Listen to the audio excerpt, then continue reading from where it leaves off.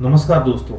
आज हम बात करेंगे कि कैसे एक एशियन हॉर्नेट्स जो है, एग्रेसिव एशियन हॉर्नेट्स, वो अमेरिका और कनाडा के कुछ हिस्सों में एक बड़ी समस्या बनकर उभरते जा रहे हैं और ये वहाँ की इकोनॉमी, वहाँ की इकोलॉजी और वहाँ के लोगों के रहन सहन पर कैसे एक असर डाल सकते हैं, इसके बारे में हम आज बात करेंगे।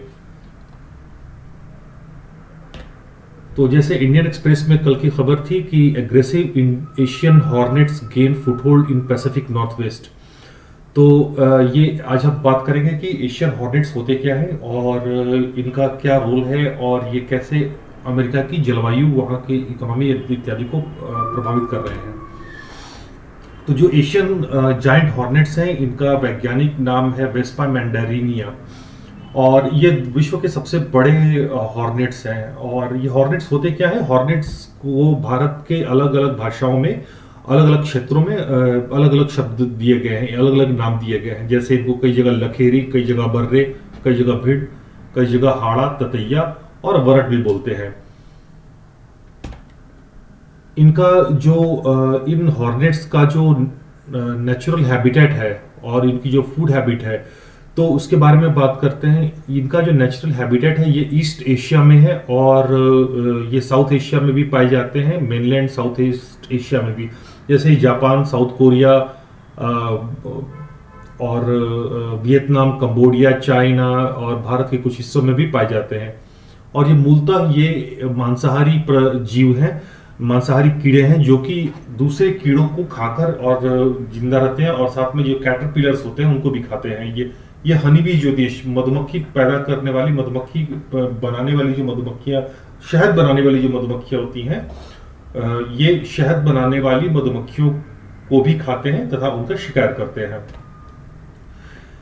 तो ये एक समस्या क्यों है? क्योंकि जापान और एशियन देशों में ये एक समस्या नहीं है, क्योंकि वहाँ की फसलों को ये कई तरह के कीड़ों से, जैसे जो कि लार्वा या फिर जो कैटरपिलर होते हैं, उनसे बचाते हैं, उन कीड़ों को खाकर। तो कई बार फसलें इनसे बचती हैं। लेकिन अमेरिका और कनाडा में जहाँ पे फलों के बाग हैं, जहाँ पे कि एपीस है, एपीस कहते हैं जहाँ जिस जिस जिस उद्योग से और जिससे शहद निकाला जाता है उसको एपीस कहते हैं।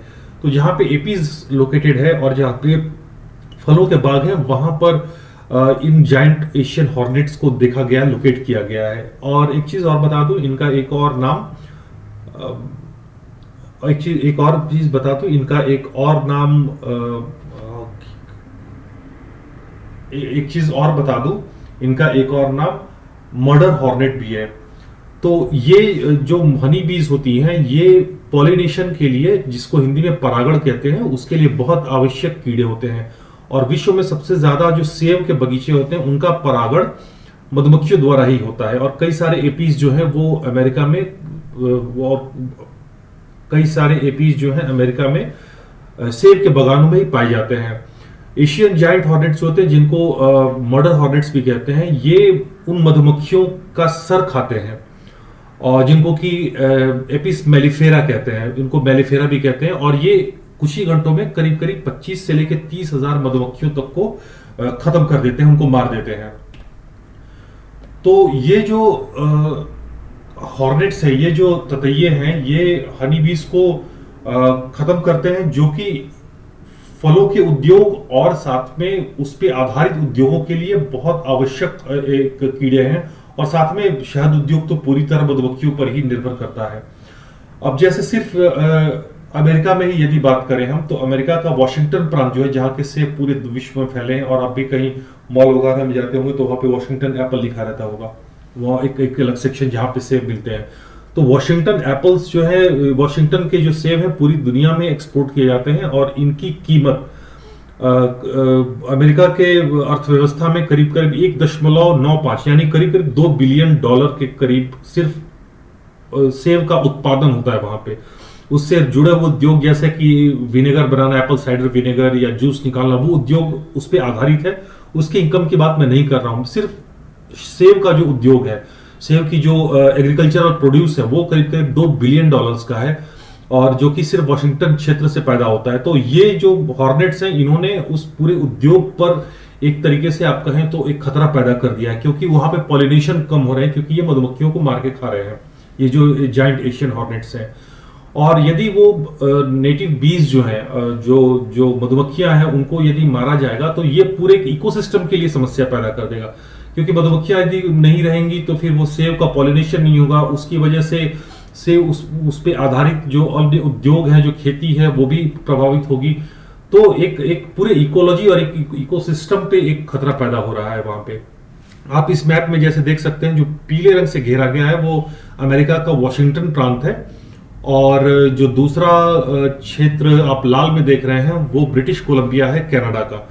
तो ये अभी नॉर्थ वेस्ट पैसिफिक ओशन जो कहते हैं, यानी कि पैसिफिक ओशन के उत्तर पश्चिमी क्षेत्र पे यह एक बहुत बड़ी समस्या बन के उभर रहा है अभी। तो अब जैसे ये जो हॉर्नेट्स है, ये मूलतः एशिया में पाए जाते हैं, और एशियन हनी बीज जो होती हैं उनका नाम है एपिस सेराना। सो एपिस सेराना जो है, ये मर्डर हॉर्नेट्स को काफी दिनों से जानते हैं, करीब सदियों से वो साथ में रहते आए हैं, और उन्होंने उनके अगेंस्ट में, उनके खिलाफ में, उनसे लड़ने के लिए और उनसे बचने के लिए एक डिफेंस मैकेनिज्म अपने अंदर पैदा किया हुआ है। जैसे वियतनाम में जो मधुमक्खियां होती हैं, वो जानवरों के शौच को, जो उनका मल होता है, उसको अपने हाइव, जो उनका जो छत्ता होता है, उसके बाहर के एंट्रेंस पे ये गिरा देती हैं, ताकि उसकी बदबू से वो हॉर्नेट्स नहीं आते हैं। जबकि जापान में जो मधुमक्खियां होती हैं, उनको देखा गया है कि यदि उनके हाइव जो है, उनके छत्ते पे यदि जायंट एशियन हॉर्नेट या फिर मर्डर हॉर्नेट्स का अटैक होता है, तो ये उनके ऊपर सैकड़ों की संख्या में एक हॉर्नेट के ऊपर जाकर चिपक जाती हैं, जैसे कि एक बॉल हो, जैसे गेंद की शक्ल बना देती हैं। केंद्र में इस बॉल कार्बन डाइऑक्साइड की मात्रा बहुत ज्यादा बढ़ जाती है और टेम्परेचर बहुत बढ़ जाता है। इसकी वजह से वो जल के मर जाता है, आप कह सकते हैं उसका दम घुट के ये मधुमक्खियां उस मर्डर हॉर्नेट को मार देती हैं। तो ये एक मैकेनिज्म है जिसकी वजह से सैकड़ों सालों से, हजारों सालों से रहते हुए जो एक सहजीवन है, उसमें एक दूसरे से बचने का एक उपाय जो है, ये एशिया की मधुमक्खियों ने, एपिस सेराना ने सीखा हुआ है।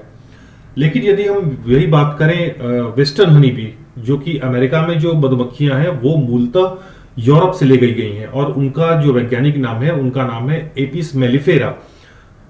उन्होंने कभी भी, उनका पाला कभी भी इन मर्डर हॉर्नेट से पड़ा नहीं है, और उनसे लड़ने के लिए उनके पास वो कोई मैकेनिज्म नहीं है। तो क्या होता है, जब भी उनके ऊपर अटैक होता है तो ये मधुमक्खियां अकेली लड़ने जाती हैं, और जो मर्डर हॉर्नेट्स होते हैं वो उनको एक बार पकड़ते हैं और उनका सर खा लेते हैं और बाकी का हिस्सा छोड़ देते हैं। तो इस हिसाब से, इस तरीके से ये उनके लिए बहुत अच्छा तरीका नहीं है लड़ने का, और मधुमक्खियां बहुत बड़ी संख्या में अमेरिका के वॉशिंगटन और जो कनाडा का ब्रिटिश कोलंबिया प्रांत है, वहां पे मारी जा रही हैं। जापान हर साल इन मधुमक्खियों को जापान हर साल इन हॉर्नेट्स को, मर्डर हॉर्नेट्स को कंट्रोल करने के लिए 20 मिलियन यूरो, तो वहीं साउथ कोरिया 12.3 मिलियन और यूरोस खर्च करता है हर साल। अब ये उम्मीद की जा रही है कि अगर अमेरिका बहुत जल्दी इन पर करीब 27.5 मिलियन यूरो हर साल खर्च करेगा, ताकि इनके जो नेस्ट होते हैं, इनके जो छत्ते होते हैं मर्डर हॉर्नेट्स या फिर जायंट एशियन हॉर्नेट्स के, उनको हटाने के लिए, उनको खत्म किया जाए, उनको ट्रैप किया जाए या फिर उनको मारा जाए। अब एक समस्या होती है, ये एक सवाल है कि ये जो मर्डर हॉर्नेट्स है, ये अमेरिका और कनाडा पहुंचे कैसे। तो दोस्तों, इसका अभी तक तो कोई इस सवाल का कोई जवाब नहीं है, लेकिन ऐसा माना जा रहा है कि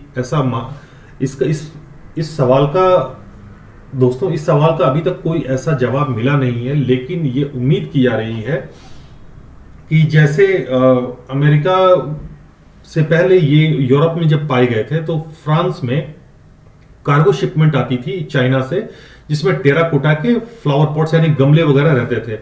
तो ये जो फ्लावर पॉट्स होते हैं, तो एक के ऊपर एक जब स्टैक किया जाता है, एक के अंदर दूसरे को रखते हैं, तो दो गमलों की तल जो होती है, उनका जो बेस होता है, उसके बीच में जो जगह होती है, उसमें ये इनके अंडे या फिर ये छिपे हुए थे, या फिर उसमें ये अपना प्रजनन कर रहे थे। ये कंटेनर जब अमेरिका पहुंचे, ये कंटेनर जब फ्रांस पहुंचे, तो वहां पे ये फैल गए, और उससे निकला, जब उनको खोला गया तो उनसे निकल गए, उनको भी उम्मीद नहीं थी कि ऐसे कोई कीड़े आएंगे।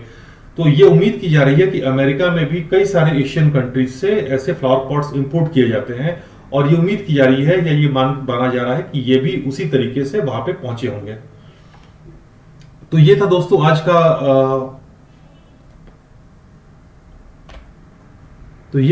आज का एशियन जायंट हॉर्नेट प्रॉब्लम जो कि अमेरिका और कनाडा में है। इसके बारे में यदि और कोई भी जानकारी आएगी तो हम इसे जरूर अब तक पहुंचाएंगे। धन्यवाद।